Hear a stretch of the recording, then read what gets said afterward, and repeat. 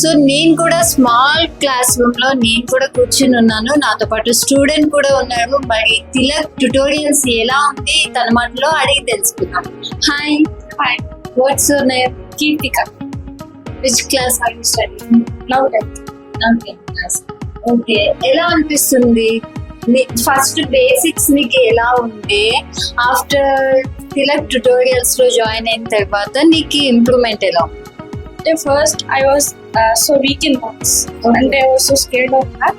So after coming to the tutorials, I improved my maths. Means I అంటే maths నేను fear పోతున్నాను. Maths మీద fear పోయింది. అమ్మో, స్టిల్ మ్యాథ్స్ అంటే నాకైతే చాలా భయం. అంటే ట్యుటోరియల్ లో అంత మంచి చెప్తారు. ఓకే, అంటే only 4 members will there in the class. No, if you have some doubt, they'll explain it so nice. Okay, ఇప్పుడు మనకు అర్థం కాకపోయినా కూడా స్కూల్లో చాలా ఫాస్ట్ చెప్పేసారు. అలా కాదు, ఇక్కడ మంచిగా చెప్తారు. అర్థం కాకపోయినా కూడా ఎన్నిసార్లు చెప్తారు. అయితే నాకు ఒక స్మాల్ డౌట్ ఏంటంటే, స్కూల్లో మేము ఉన్నప్పుడు ఎట్లా అంటే ఒక క్వశ్చన్ టీచర్ అడుగుతున్నారు అంటే దాచుకునే వాళ్ళం, ఇట్లా హైడ్ అయిపోవడం, అట్లా భయం వేసేది. మరి ఇక్కడేమో 4 members ఉంటారు, ట్యూటర్ ఎదురుగానే కూర్చుని ఉంటాడు కదా, నాకైతే భయం వేస్తుంది చూస్తే. అంటే ఇప్పుడు నేను ఈ సమ్ చేయకుండా నాకు డైరెక్ట్ గా క్వశ్చన్ చేస్తాను కదా, అట్లాంటి ఫియర్ ఏదైనా స్టార్టింగ్ లో జాయిన్ అయినప్పుడు ఉండేనా? ఓకే, సో అట్లానే కొంచెం కొన్ని రోజులు ఉండేది. ఆ తర్వాత వాళ్ళ ఎక్స్ప్లెనేషన్ బట్టి మొత్తం అయిపోయింది. స్కూల్లో ఎప్పుడైనా టీచర్స్ అడిగే క్వశ్చన్స్ కి హైడ్ అయ్యావా? ఎప్పుడు మరి ఆఫ్టర్ తిలక్ ట్యుటోరియల్స్ లో జాయిన్ అయిన తర్వాత ఎట్లా అనిపించింది? హైడ్ అవుతున్నావా ఇప్పుడు కూడా? ఇప్పుడు నేను సో ఎలా ఎక్స్ప్లెయిన్ చేస్తారు ఇక్కడ? అంటే చాలా మంచిగా ఎక్స్ప్లెయిన్ నాకు తెలిసినంత.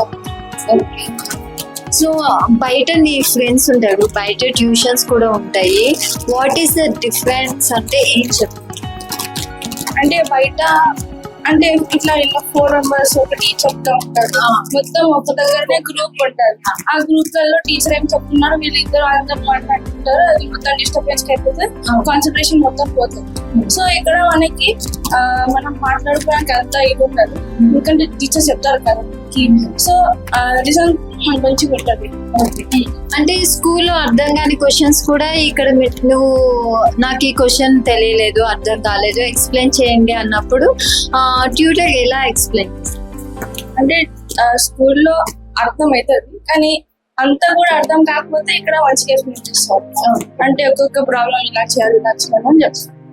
సో మరి నీ ఫ్రెండ్స్ కి ఎవరికైనా సజెస్ట్ చేసావా ఇక్కడ జాయిన్ అవ్వండి? ఇంకా చేయలేదు. ఎందుకంటే నా రిజల్ట్ నాకే ఉండాలి, నా ఫ్రెండ్స్ ఓకే, థ్యాంక్ యూ.